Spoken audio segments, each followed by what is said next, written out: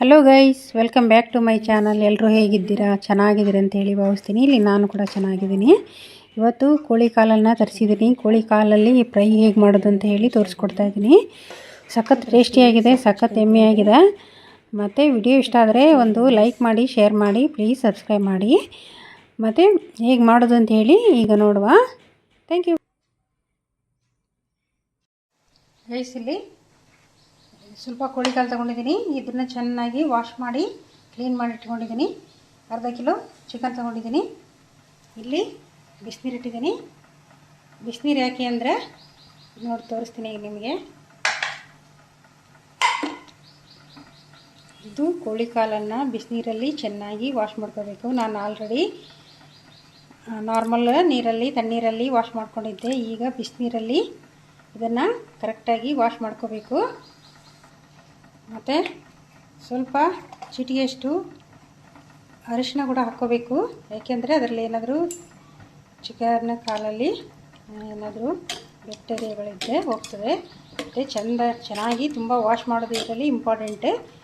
ನಾನು ಈ ಥರ ಮಾಡ್ಕೊಳ್ತೀನಿ. ಯಾಕೆಂದರೆ ಇದು ನಮಗೆ ತುಂಬ ಟೇಸ್ಟಿಯಾಗಿರ್ತದೆ, ಸೂಪರಾಗಿರ್ತದೆ. ಅದಕ್ಕೋಸ್ಕರ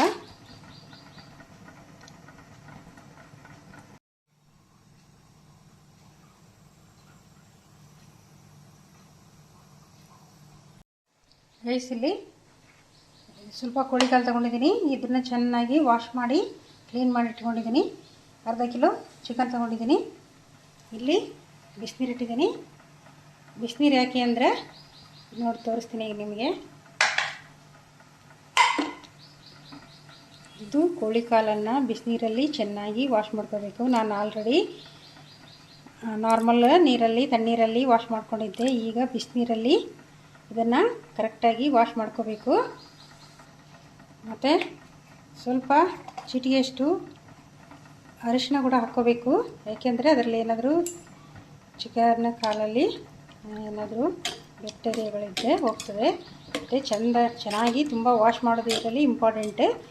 ನಾನು ಈ ಥರ ಮಾಡ್ಕೊಳ್ತೀನಿ. ಯಾಕೆಂದರೆ ಇದು ನಮಗೆ ತುಂಬ ಟೇಸ್ಟಿಯಾಗಿರ್ತದೆ, ಸೂಪರಾಗಿರ್ತದೆ. ಅದಕ್ಕೋಸ್ಕರ ಇದೆ ಈರುಳ್ಳಿ ಹಾಕೊಂಡ್ಬಿಡ್ತೀನಿ. ಕಾಯ್ದೇನೆ ಈರುಳ್ಳಿ ಹಾಕೊಂಡ್ಬಿಟ್ರೆ ಅದು ಅಷ್ಟೊಂದು ಚೆನ್ನಾಗಿರೋದಿಲ್ಲ. ಅದು ಬೇಯ್ತದೆ ಅಷ್ಟೇ, ಫ್ರೈ ಆಗೋದಿಲ್ಲ. ಅದಕ್ಕೋಸ್ಕರ ನಮಗೆ ಎಣ್ಣೆಲಿ ಫ್ರೈ ಆಗಬೇಕು ಈರುಳ್ಳಿ.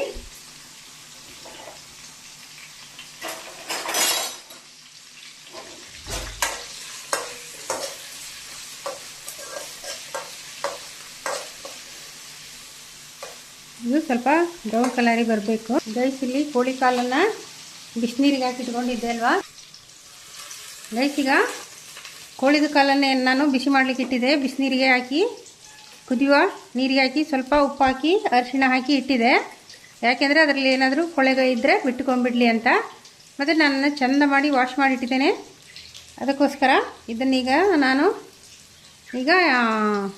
ಅರಿಶಿಣ ನೀರಲ್ಲಿ ಕುದಿಸ್ಕೊಂಡೆ ಅಷ್ಟೇ. ಸಪ್ರೇಟ್ ತೆಗೆದು ಬಿಡ್ತೀನಿ. ಈಗ ಇಷ್ಟು ಸಾಕು, ಜಾಸ್ತಿ ಕುದಿಸ್ಕೋಬಾರ್ದು. ಇದು ಮತ್ತು ಚರ್ಮ ಎಲ್ಲ ಬಿಟ್ಟುಬಿಡ್ತದೆ. ಅದಕ್ಕೆ ಒಂದು ಮಿನಿಮಮ್ಮಲ್ಲಿ ಒಂದು ಕುದಿ ಬಂದರೆ ಸಾಕು. ಮತ್ತು ಬಿಸಿನೀರನ್ನು ಬಂದ್ ಮಾಡಿ, ನೀರನ್ನು ಬಂದ್ ಮಾಡಿ ತೆಗೆದ್ರೆ ಸಾಕು. ರೈಸ್ ಇಲ್ಲಿ ನೀರುಳ್ಳಿ ಬ್ರೌನ್ ಕಲರ್ ಆಗ್ತಾ ಬಂತು. ಈ ಟೈಮಲ್ಲಿ ನಾನು ಇದಕ್ಕೆ ಟೊಮೆಟೊ ಹಾಕೊಂಡ್ಬಿಡ್ತೀನಿ. ಒಂದು ಚಿಕ್ಕ ಟೊಮೆಟೊನ ಸಿಪ್ಪೆ ತೆಗೆದು ಇಟ್ಕೊಂಡಿದ್ದೆ, ಕಟ್ ಮಾಡಿ ಅದನ್ನು ಹಾಕ್ಕೊಳ್ತೀನಿ. ಮತ್ತು ಟೊಮೆಟೊ ಜಾಸ್ತಿ ಆಗಬಾರ್ದು ಕೂಡ ಇದಕ್ಕೆ.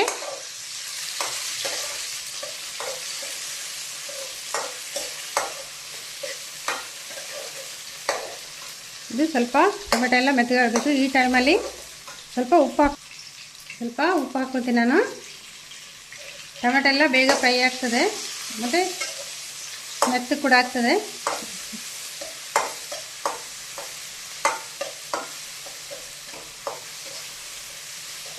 ಈಗ ಒಳ್ಳೆ ಪರಿಮಳ ಬರ್ತಾಯಿದೆ ಗೈಸ್. ನಾನಿಲ್ಲಿ ಶುಂಠಿ ಬೆಳ್ಳುಳ್ಳಿ ಪೇಸ್ಟ್ ಮಾಡಿಕೊಂಡೆ. ಈ ಟೈಮಲ್ಲಿ ಇದನ್ನು ಕೂಡ ಹಾಕ್ಕೊಂಡ್ಬಿಡ್ತೀನಿ. ಮತ್ತು ಅವಾಗ ಮಾಡ್ಕೊಳ್ಳೋದ್ರಿಂದ ಟೇಸ್ಟ್ ಸಖತ್ತಾಗಿರ್ತದೆ ಮತ್ತು ಫ್ರೆಶ್ ಕೂಡ ಇರ್ತದೆ. ಮತ್ತು ಅದೊಂದು ಬ್ರಷ್ ಮಾಡ್ಕೊಳ್ಳೋದ್ರಿಂದ ಟೇಸ್ಟ್ ಚೆನ್ನಾಗಿರ್ತದೆ. ಅದಕ್ಕೋಸ್ಕರ ನಾನು ಅವಾಗವಾಗ ಬೇಕಂದಾಗ ಶುಂಠಿ ಬೆಳ್ಳುಳ್ಳಿ ಪೇಸ್ಟನ್ನು ಮಾಡ್ಕೊಂಬಿಡ್ತೀನಿ. ಮಾಡಿ ಇಟ್ಕೋಬೋದು, ಏನು ಪ್ರಾಬ್ಲಮ್ ಇಲ್ಲ. ಅಂದರೆ ನನಗೆ ಫ್ರೆಶ್ ಬೇಕನ್ನಿಸ್ತದೆ, ಅದಕ್ಕೋಸ್ಕರ ನಾನು ಫ್ರೆಶ್ ಮಾಡ್ಕೊಳ್ಳೋದು. ಗೈಸ್, ಈಗ ಶುಂಠಿ ಬೆಳ್ಳುಳ್ಳಿ ಪೇಸ್ಟ್ ಹಾಕಿ ಕೂಡ ಇದು ಸ್ವಲ್ಪ ಫ್ರೈ ಆಗಬೇಕು. ಈಗ ಆಲ್ಮೋಸ್ಟ್ ಆಯ್ತು. ಇದು ಈಗ ಶುಂಠಿ ಬೆಳ್ಳುಳ್ಳಿ ಪೇಸ್ಟ್ ಕೂಡ ನಮಗೆ ಇದರಲ್ಲಿ ಎಣ್ಣೆಯಲ್ಲಿ ಫ್ರೈ ಆಗುವಾಗ ಅದು ಒಂದು ಪರಿಮಳ ಬಿಡ್ತದೆ. ಅದು ಪರಿಮಳ ಬರಬೇಕು ನಮಗೆ. ಮತ್ತು ಇದು ಶುಂಠಿ ಬೆಳ್ಳುಳ್ಳಿ ಪೇಸ್ಟ್ ಹಾಕಿದ ತಕ್ಷಣ ನಾವು ಚಿಕನ್ನ ಹಾಕ್ಕೊಂಡು ಬಿಡಬಾರ್ದು. ಸ್ವಲ್ಪ ಇದು ಕೂಡ ಶುಂಠಿ ಬೆಳ್ಳುಳ್ಳಿ ಪೇಸ್ಟ್ ಕೂಡ ಫ್ರೈ ಆಗಬೇಕು. ಈಗ ನಾನು ಕಟ್ ಮಾಡಿ ವಾಶ್ ಮಾಡಿ ಏನು ಇಟ್ಕೊಂಡಿದ್ದೆ ಚಿಕನನ್ನು ಹಾಕ್ಕೊಳ್ತೀನಿ.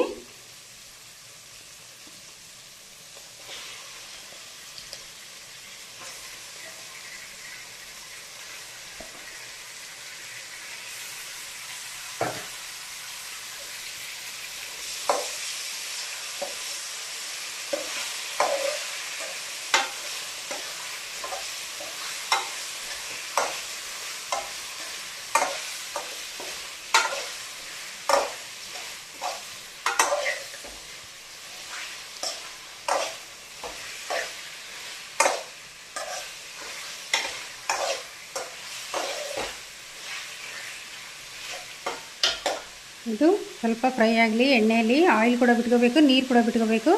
ನಾನು ಈ ಟೈಮಲ್ಲಿ ಸ್ವಲ್ಪ ಉಪ್ಪನ್ನು ನೋಡಿ ಹಾಕ್ಕೋಬೇಕು. ಫಸ್ಟ್ಗೆ ನಾವು ನೀರುಳ್ಳಿ ಫ್ರೈ ಆಗುವಾಗ ಕೂಡ ಉಪ್ಪು ಹಾಕಿದ್ದೆ.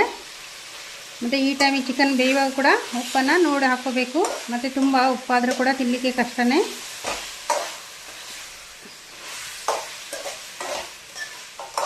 ಈಗ ಇದನ್ನು ಉಪ್ಪು ಹಾಕಿದ್ವಲ್ವ, ಸ್ವಲ್ಪ ಒಂದು ಚಿಕ್ಕ ಸ್ಪೂನಷ್ಟು ನಾನು ಹಳದಿ ಪೌಡ್ರ್ ಹಾಕೊಂಡ್ಬಿಡ್ತೀನಿ.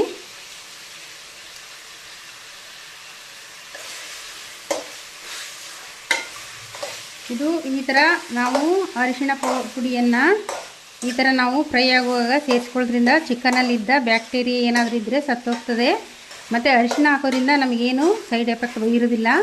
ಮತ್ತು ಏನು ನಂಜಾಗೋದು, ಚಿಕನ್ ಒಂಥರ ಹೀಟ್ ಆಗೋದು ಆ ಥರ ಎಲ್ಲ ಅದರಲ್ಲಿ ಏನಾದರೂ ಬ್ಯಾಕ್ಟೀರಿಯಾ ಇದ್ದರೆ ಅದು ಸತ್ತೋಗ್ತದೆ. ಅದಕ್ಕೋಸ್ಕರ ನಾವು ಯಾವಾಗಲೂ ಪ್ರತಿ ಸರಿ ನಾವು ಚಿಕನನ್ನು ಮಾಡುವಾಗ ಅರಿಶಿಣ ಹಾಕ್ಕೊಂಡು ಚಿಕನ್ ಮಾಡಲೇಬೇಕು. ಈಗ ಚಿಕನ್ ಹಾಕ್ಕೊಂಡಾಯಿತು. ನಾನು ಇದನ್ನು ಮುಚ್ಚಿಟ್ಬಿಡ್ತೀನಿ.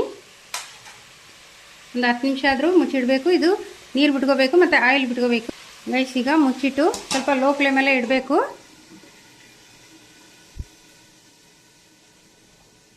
ಈಗ ಓಪನ್ ಮಾಡುವ. ನೀರು ಕೂಡ ಬಿಟ್ಕೊಳ್ತು ಮತ್ತು ಆಯಿಲ್ ಕೂಡ ಬಿಟ್ಕೊಳ್ತು. ನೋಡಿ, ಈ ಥರ ಚಿಕನ್ ಆಯಿಲ್ ಕೂಡ ಬಿಟ್ಕೋಬೇಕು, ನೀರು ಕೂಡ ಬಿಟ್ಕೋಬೇಕು. ಆಗ ನಮಗೆ ಸಖತ್ ಟೇಸ್ಟಿಯಾಗಿ ಬರ್ತದೆ ಅಂತ ಅರ್ಥ. ಇದೀಗ ಮಸಾಲೆ ಹಾಕುವ. ನಾನಿಲ್ಲಿ ಕೋಳಿ ಕಾಲನ್ನು ಏನು ತಗೊಂಡಿದ್ದೆ ವಾಶ್ ಮಾಡಿ ಅರಿಶಿಣ ನೀರಲ್ಲಿ ಬಿಸಿ ನೀರಲ್ಲಿ ಹಾಕಿ ಫಸ್ಟಿಗೆ ಉಪ್ಪು ನೀರಲ್ಲಿ ಹಾಕಿ ವಾಶ್ ಮಾಡಿ ಮತ್ತು ಅರಿಶಿಣ ಉಪ್ಪು ನೀರಲ್ಲಿ ಹಾಕಿ ವಾಶ್ ಮಾಡಿ ತೊಗೊಂಡಿದ್ದೀನಿ. ಈ ಟೈಮಲ್ಲಿ ಈ ಚಿಕನ್ ಕಾಲು ಕೂಡ ನಾನು ಹಾಕ್ಕೊಳ್ತೀನಿ. ಇದು ಯಾಕೆಂದರೆ ಫಸ್ಟ್ಗೆ ಯಾಕೆ ಹಾಕ್ಕೊಳ್ಳಿಲ್ಲ ಅಂದರೆ ಇದು ಆಲ್ರೆಡಿ ನಾವು ಬಿಸಿನೀರಲ್ಲಿ ಹಾಕಿರೋದ್ರಿಂದ ಒಂದು ರೌಂಡು ಬಿಸಿಯಾಗಿ ಅದು ಬೆಂದಿರ್ತದೆ. ಅದಕ್ಕೋಸ್ಕರ ಮತ್ತು ಒಟ್ಟಿಗೆ ಚಿಕನ್ ಒಟ್ಟಿಗೆ ಹಾಕೊಂಡ್ಬಿಟ್ರೆ ಅದು ಸರಿಯಾಗಿ ನಮಗೆ ಇದು ಬೇಯ್ತದೆ. ಆದರೆ ಮತ್ತೆ ಎಲ್ಲ ಮಾಂಸ ಎಲ್ಲ ಕಳಚಿ ಕೆಳಗೆ ಬೀಳ್ತದೆ. ಅದಕ್ಕೋಸ್ಕರ ಈ ಟೈಮಲ್ಲಿ ಹೀಗೆ ಹಾಕ್ಕೋಬೇಕು. ಅದನ್ನು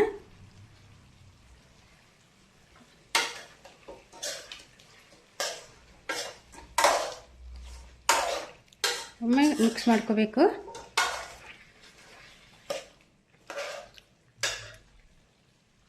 ಗೈಸ್, ಇದಕ್ಕೀಗ ನಾನು ಚಿಕನ್ ಮಸಾಲ ಹಾಕ್ಕೊಳ್ತೀನಿ.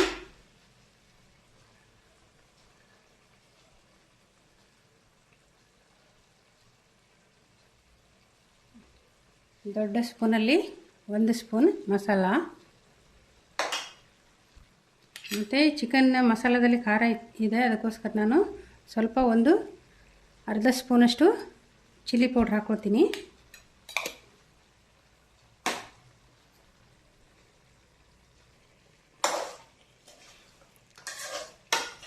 ಒಮ್ಮೆ ಮಿಕ್ಸ್ ಮಾಡ್ಕೊಂಡ್ಬಿಡ್ಬೇಕಿದು.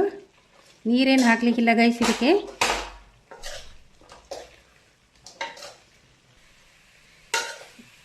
ರೈಸ್ ಎಷ್ಟು ಸಿಂಪಲ್ ಆಗಿದೆ ಅಲ್ವಾ?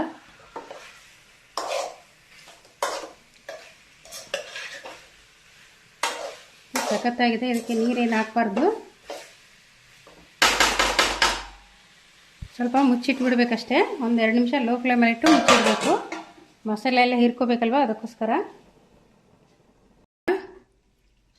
2 ನಿಮಿಷ ಆಯಿತು ಮುಚ್ಚಿಟ್ಟು.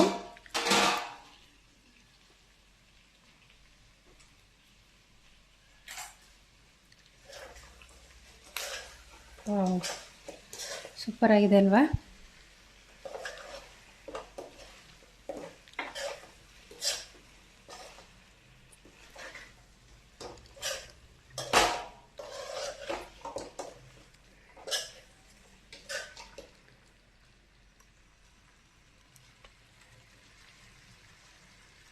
ಗೈಸ್, ಸಖತ್ತಾಗಿದೆ. ಸಖತ್ತಾಗಿ ಬಂತು ಕೂಡ. ನಾನು ಈ ಟೈಮ್ಗೆ ಕೊತ್ತಂಬರಿ ಸೊಪ್ಪು ಹಾಕೊಂಡ್ಬಿಡ್ತೀನಿ.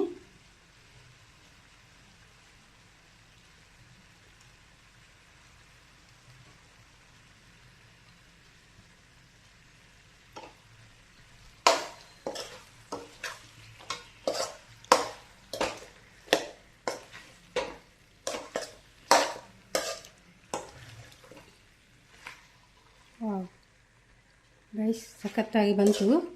ಸಖತ್ತು ಟೇಸ್ಟಿಯಾಗಿರ್ತದೆ ಗೈಸ್. ಸೈಡ್ ಡಿಶ್ ಆಗಿ ಮಾಡ್ಕೊಳ್ಳಿಕ್ಕೆ ಮತ್ತು ತುಂಬ ಈಜಿ ಕೂಡ. ನಾವು ಜಾಸ್ತಿ ಏನು ಮಾಡೋ ಆಗಿಲ್ಲ, ಮಸಾಲೆ ಕೂಡ ಹಾಕೋ ಆಗಿಲ್ಲ. ಸಖತ್ತಾಗಿದೆ ಅಲ್ವಾ? ಟೇಸ್ಟ್ ಕೂಡ ಹಾಗೆ ಇದೆ.